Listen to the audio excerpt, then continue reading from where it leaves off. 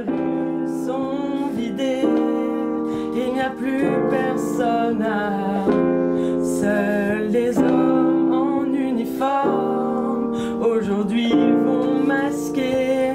Pourtant malgré tout, même l'urgence, il paraît qu'il y a des personnes en errance abandonnées. Allô, la préfecture, c'est la déconfiture. Il y a des gens dans la rue, je crois que l'indifférence tue. Confinés dans la rue, confinés dans la rue, confinés dans la rue, confinés dans la rue, confinés dans la rue, confinés dans la rue. Certains se croyaient invincibles, ceux-là ont fermé la porte pendant qu'on attend que le temps passe, on se détend. Alors t'attendais dans l'impasse, tu te demandes si ta vie compte pour quelqu'un dans ce monde, en espérant que demain évitera l'hécatombe. Confinés dans la rue, confinés dans la rue, confinés dans la rue, confinés dans la rue, confinés dans la rue, confinés dans la rue. Le chef a dit que c'est la guerre, mais toi la guerre, tu l'as connue. Tu sais ce que c'est de mettre en terre des gens qu'on aime, des inconnus. Allô, la préfecture, c'est la déconfiture. Il y a des gens dans la rue, je crois que l'indifférence tue. Confinés dans la rue, confinés dans la rue, confinés dans la rue.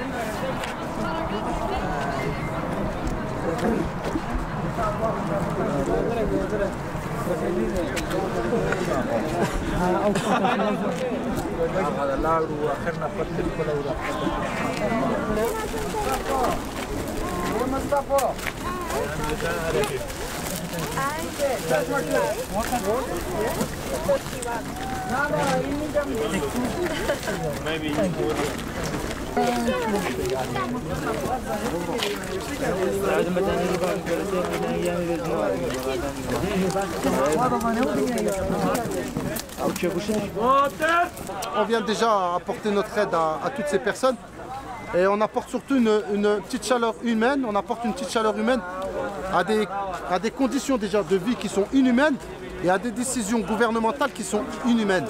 Donc nous, on essaye un petit peu de venir en partenariat avec l'association Salam.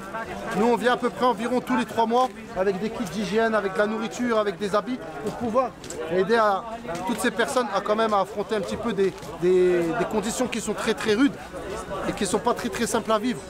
Donc là, aujourd'hui, on a décidé de ramener, parce on s'est aperçu la dernière fois qu'on était venu, je ne sais pas si vous pouvez regarder, mais la plupart, ils ne sont pas équipés pour vivre dans la boue.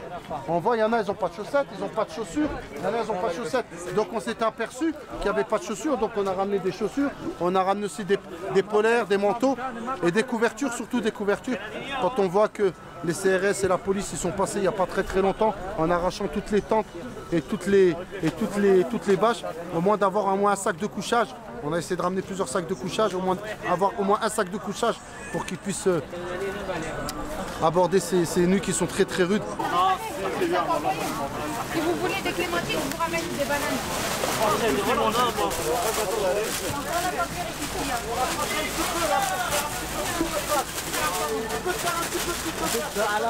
Vous ressentez quoi quand vous voyez tout ce matériel que vous avez distribué qui est jeté à la poubelle Bah, je pense que c'est beaucoup d'argent qui est jeté par les fenêtres. Parce que toutes ces tentes qui sont données par les donateurs, toutes ces affaires qui sont achetées par les donateurs, parce que ça marche essentiellement par des donateurs, toutes ces choses-là, si vraiment cet argent-là, on aurait pu, je pense, construire au moins 2-3 bâtiments et mettre des sans-domicile fixe à l'intérieur. Donc là, les tentes, elles vont peut-être durer 2-3 jours. Après, on ne sait pas, peut-être qu'il y aura un démantèlement, la police qui revient, qui arrache tout. Et après, il faudra réinvestir, repayer. C'est de l'argent, beaucoup d'argent qui est jeté par les fenêtres. Bon, les repas, ça leur sert beaucoup. Et les abus, bon, peut-être qu'ils vont les garder 1-2 jours. Les couvertures, ça sera la même chose. Et ça, c'est vraiment beaucoup d'argent qui est jeté par les fenêtres, quoi. Nous, on n'a pas ça. Gelé. Ça bouge pas. C'est bien. Voilà, ça bouge pas.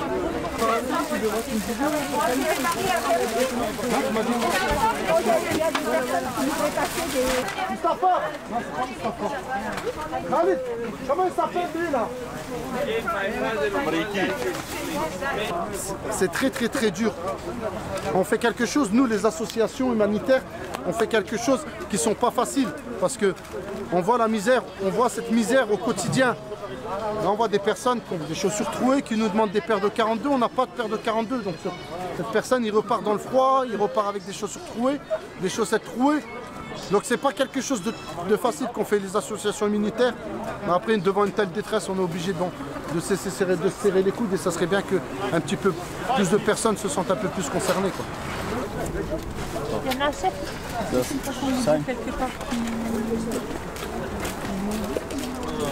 Il y a plusieurs associations, donc il y a les Grands Cœurs de Roubaix qui sont là et ils sont venus en force, hein, je ne sais pas combien ils sont, mais ils sont plus de 20, je crois, entre 20 et 30 personnes peut-être. Donc c'est super parce qu'ils distribuent de la nourriture, ils distribuent des vêtements, ils distribuent des couvertures. Voilà, donc ça c'est vraiment très chouette pour les personnes qui sont ici. Et il y a aussi tous les bénévoles qui viennent tous les jours ou toutes les semaines, donc qui sont fidèles au poste et qui reviennent malgré que ce soit difficile pour tout le monde. Voilà, chacun garde le cap et continue à venir.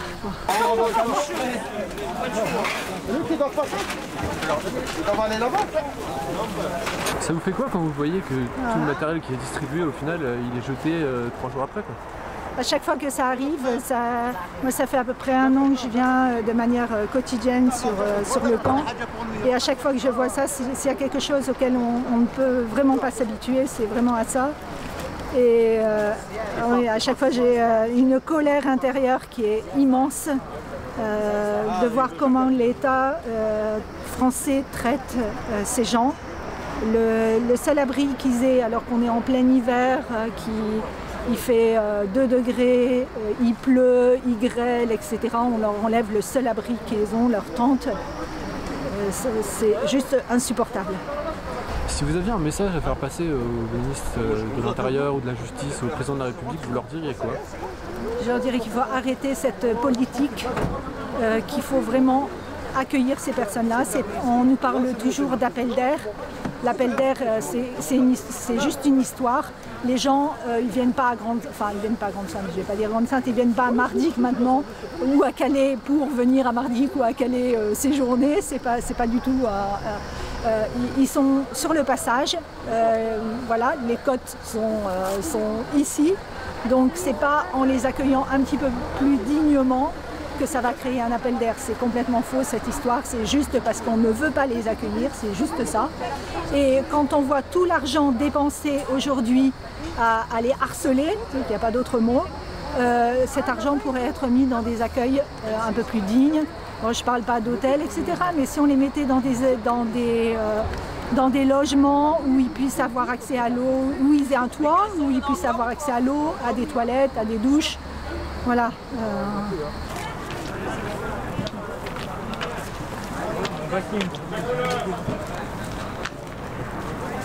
Bon, je suis venu déjà par curiosité il y a quelques semaines. J'étais déjà venu il y a quelques années à Sangatte, mais Sangatte c'était fermé, donc c'était quelque part sécurisé. Là, il y a des Kurdes, il y a des Irakiens, il y a des Somaliens, il y a des Érythréens, ils se battent à chaque fois, coup de couteau, il y a des morts, il y a eu les 31 morts lors de la traversée. Et puis là, on voit, t'as vu les images, on voit ce qui se passe. Enfin, il y a des bébés qui sont morts dans les tentes, il y a des trucs chelous, on ne peut pas accepter ça. Enfin, il y a un moment donné où il faut vraiment qu'on agisse. Donc ce qui se passe avant, ce qui se passe après, j'ai envie de dire, c'est pas mon problème. Nous, ici en France, il y a des êtres humains qui sont là, qui ont faim, qui ont soif, et surtout qu'ils ont froid. Rien que le fait qu'ils aient froid. Donc ça, on ne peut pas accepter. Donc je sais pas, ils sont sur des rails. On prend un train, 25 wagons, on ouvre, on les réchauffe. Rien que ça. Enfin, c'est nos morts. Même s'ils ne sont pas identifiés, même s'ils n'ont pas d'identité, c'est sur notre territoire. Donc on est responsable de ça. Donc qu'est-ce qu'on fait? J'en sais rien. Moi, j'ai pas un costard 3 pièces avec des cravates. J'en sais rien ce qu'on fait. Moi, je suis un particulier qui prend de mon temps, je vois pas mes gosses pour venir les réchauffer un peu. Là, il y a plusieurs associations qui sont là, qui sont en train de les aider. Il y a des Belges qui viennent. Il y a des Strasbourgeois comme toi. Il y a des Anglais qui traversent. Et ils ont fait 9000 km. À 20 km, ils voient caler leurs rêves. Vous croyez qu'on va les arrêter? Donc voilà, moi j'ai juste envie de passer un petit message, j'en profite, c'est de dire, ça serait bien que chaque particulier ramène une couette, une couverture, une petite chose, histoire, parce qu'on a tous des enfants. Et on vient pour les enfants, pour les femmes, et puis les préjugés de dire que c'est des terroristes, les mecs qui viennent, les terroristes ils viennent pas, ils n'ont rien fait exploser ici, ils ont juste fait exploser du bois pour se réchauffer.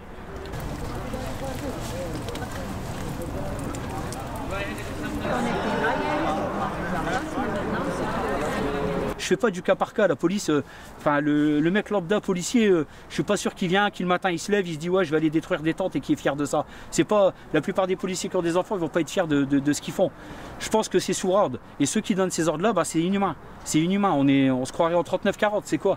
On est en 2021. D'un côté, il y a les Snap, il y a Snap qui existe, les mecs qui font des trucs à Dubaï, ils se la racontent, les influenceurs et tout. Et de l'autre côté, enfin voilà, il y a ce qui se passe ici. Quand vous ouvrez une tente qui a 3 enfants, il y a un bébé qui mord-né, qu'est-ce qu'on fait? Elle ne peut même pas coucher dans un hôpital. Enfin, qu'est-ce qu'on fait? On accepte? Non, c'est pas possible. Moi, je peux pas me regarder dans une glace, dormir et voir ça, c'est pas possible. Donc je viendrai autant de temps, je viendrai même si on me casse mon camion, même si la police me dit de dégager, même si je suis blacklisté, même si tout ce que vous voulez, c'est pas un problème. Moi je connais les lois en France, je suis accompagné, je suis suivi. Au pire je ferai une garde à vue, mais les mecs ils dormiront bien grâce à moi, il n'y a pas de souci. Enfin grâce à ceux qui me donnent. C'est ça que je veux dire.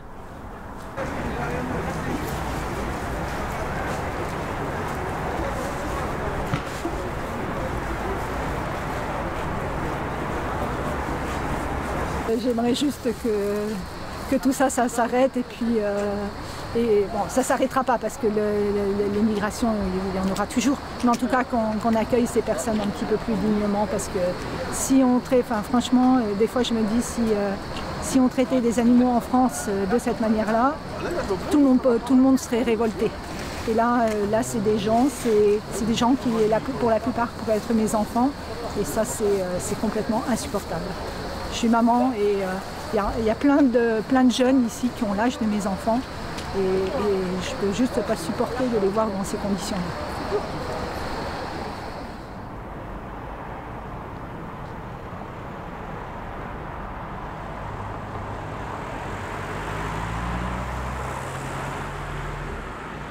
Actuellement la situation elle est dramatique comme on l'a vu. Donc il y a d'une part effectivement les traversées, les gens sont quand même forcés de risquer leur vie pour traverser 30 km d'eau, donc ça c'est quand même totalement aberrant et horrible. Et surtout en fait les conditions d'accueil que la France fait aux personnes exilées ici, en fait c'est une honte. En fait il y a une crise humanitaire sur notre sol et on a l'impression que personne ne le voit. Enfin, on a des milliers de personnes littéralement à cette frontière qui vivent dans des camps. Quand on dit des camps, c'est des champs de boue où les gens parfois ont des tentes, parfois ont des bâches, parfois ont pour tout vêtement ce qu'ils ont sur eux et puis dorment dans des buissons. Enfin vraiment on en est là. Donc l'État se désengage complètement de tout ce qui est humanitaire, juste distribue un petit peu pour montrer, pour faire des images. Mais dans les faits en fait il y a une pénurie, les gens ont la dalle et nous les assos on essaie de pallier à ça. Mais déjà c'est à l'État de faire ça, c'est pas à nous.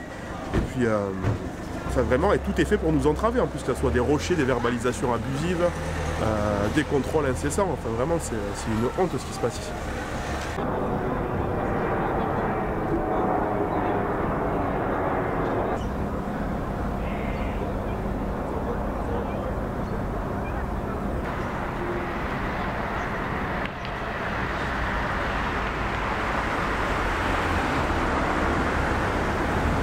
Sur Calais, il y a à peu près entre 1200 et 1500 personnes, ça fluctue beaucoup, hein, beaucoup d'arrivées, beaucoup de départs, etc. Et sur Grande-Synthe, il y en a un petit peu moins à cause des grosses évacuations. Mais voilà, les gens reviennent forcément. Tant que l'Angleterre elle sera en face, tant que l'Angleterre n'aura pas été déplacée dans le Pacifique Sud, il y aura toujours des gens ici en fait. Juste il faut acter ça et se dire ok, la seule question c'est comment on les accueille le plus dignement possible. C'est pas compliqué en fait. Les gens c'est pas de la poussière qu'on peut balayer et mettre sous un tapis.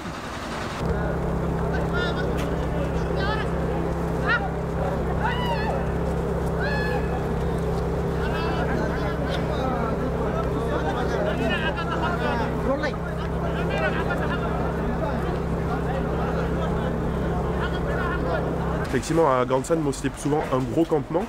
Et ici, en fait, voilà, c'est plein de petits campements qui, au gré en fait, des démantèlements, enfin des expulsions successives, car les gens se font virer, le campement va être grillagé, les gens vont s'installer dans le terrain d'en face, et etc. Rebelote. En fait, il y avait des gens en centre-ville à Calais, ils vivaient sous les ponts, le dessous des ponts a été grillagé, enfin, il faut se dire ça. Le nombre de dispositifs anti-SDF, anti-personnes en fait, à la rue, il est délirant ici. Il y a une évacuation tous les 2 jours à peu près. C'est ça en fait. C'est une régularité. Bah, c'est une régularité métronomique en fait. Quand on voit ça, ben, les gens sont forcés d'être réveillés par la police tous les 2 jours, qui les fait se déplacer en fait sur 20 mètres, fait un tour. S'il y a des tentes qui sont abandonnées, ils les prennent. Alors abandonnées, en fait, ça peut être, c'est juste quand les personnes ne sont pas là. Alors pour les récupérer, pour l'instant, c'est impossible. Donc quand on entend dire en fait qu'il n'y a pas de vol d'affaires, ben si, en fait, c'est du vol d'affaires. Et surtout, en fait, imaginez ça tous les 2 jours. Vraiment, c'est du harcèlement. C'est une politique publique en fait qui est là juste pour briser le mental des gens. Ça, c'est fou. Vraiment, c'est fou.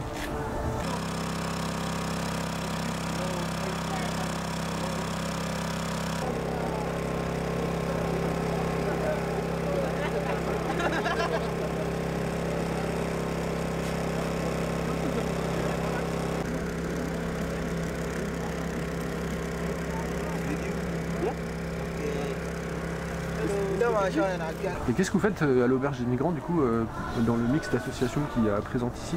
Alors nous ce qu'on fait en fait, on fait surtout la distribution de bois actuellement sur les campements. Donc c'est du bois de chauffage, c'est aussi du bois pour que les gens peuvent cuisiner par eux-mêmes, donc ce qui est plutôt chouette. C'est du bois pour sécher leurs vêtements, etc. Et en fait aussi on a un programme qui s'appelle Human Rights Observers. Donc on va tous les 2 jours justement un petit peu observer les expulsions quand on peut, parce que la police fait un périmètre immense évidemment pour qu'on voit rien, quitte à même parfois garer un véhicule de gendarme dans notre champ de vision qui se déplace quand nous on bouge en fait pour qu'ils voient pas ce qui se passe. S'ils n'ont pas honte en fait de ce qui se passe, bah, ils ont qu'à le montrer en fait. Ils ont qu'à laisser les gens voir ce qui se passe.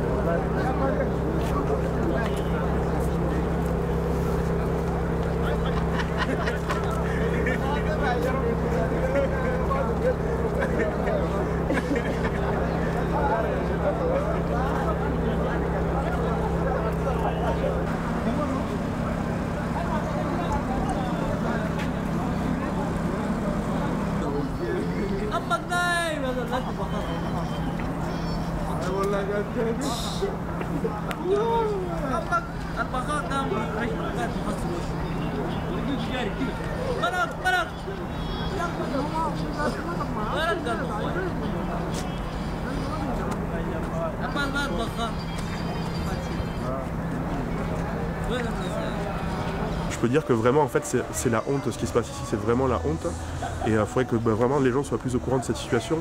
Sensibilisez-vous, regardez autour de vous, parlez-en en fait, parlez-en parce que vraiment il y a une crise humanitaire qui se joue sur notre sol, vraiment.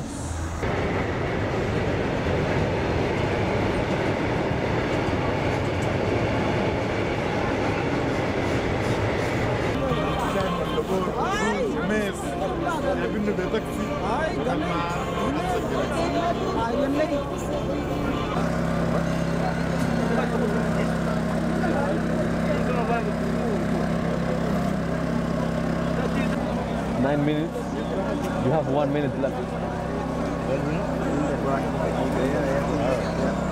Et quelqu'un qui verrait cette vidéo et qui voudrait envoyer quelque chose par exemple, tu lui conseillerais de faire quoi?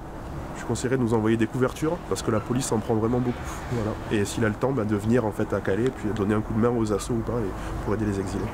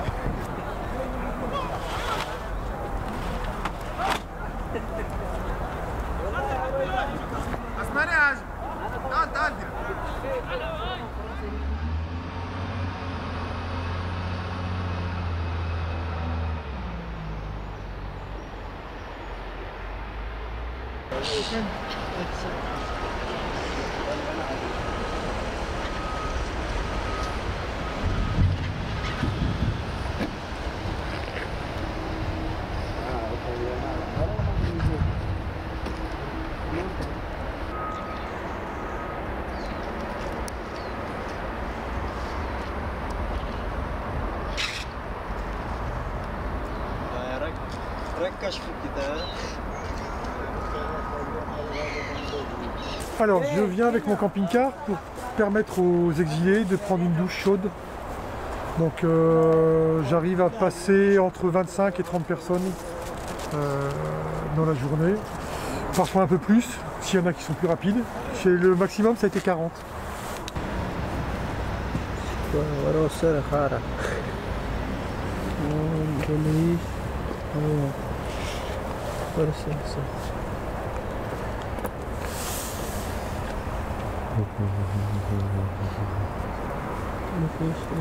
Ok. Pashto? Pashto?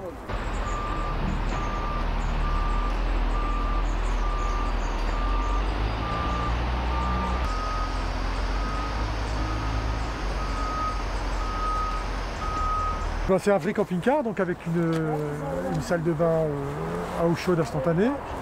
Et je récupère de l'eau sur les tanks qui ont été mis en place par une autre association anglaise qui a installé aussi 3 douches. Voilà, donc dans l'ancienne jungle, il y avait l'adduction d'eau directe, donc je prenais directement sur l'adduction d'eau. Là, bon, c'est avec un petit arrosoir, et de temps en temps, les réfugiés prennent un arrosoir et ils remplissent eux-mêmes. Il faut prendre l'arrosoir Voilà. et remplir le camion, Voilà. et après pouvoir prendre une douche. Voilà. Et de temps en temps, c'est les réfugiés qui prennent l'arrosoir et qui s'en occupent. Voilà. Donc je fournis les serviettes, le shampoing, j'arrive à récupérer du linge et des sous-vêtements, et puis voilà.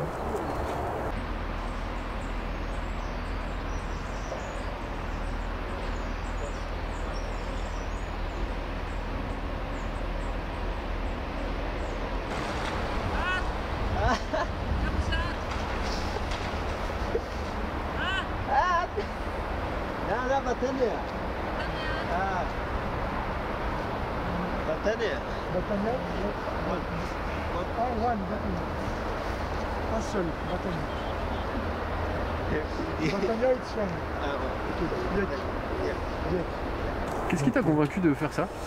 Bah, j'interviens avec une autre association humanitaire 2 fois par semaine et j'ai constaté qu'il n'y avait pas de douche à l'époque.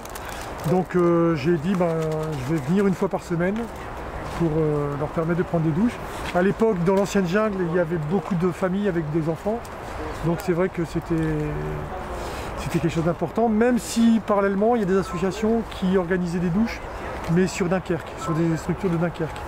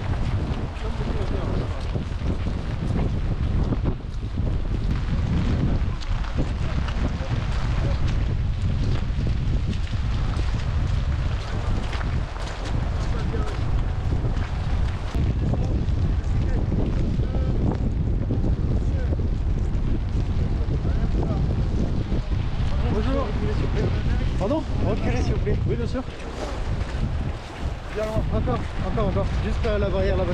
Ok.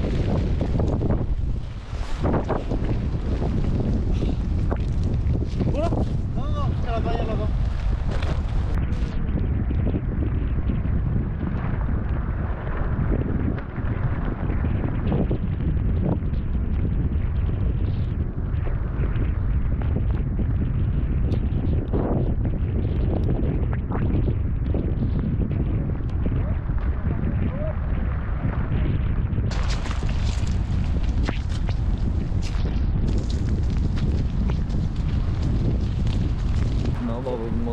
C'est ce que je suis en train de faire en fait, je longeais juste le lac en fait. Par ici s'il vous plaît. Oui bien sûr.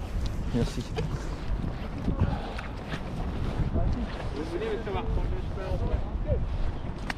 Oui.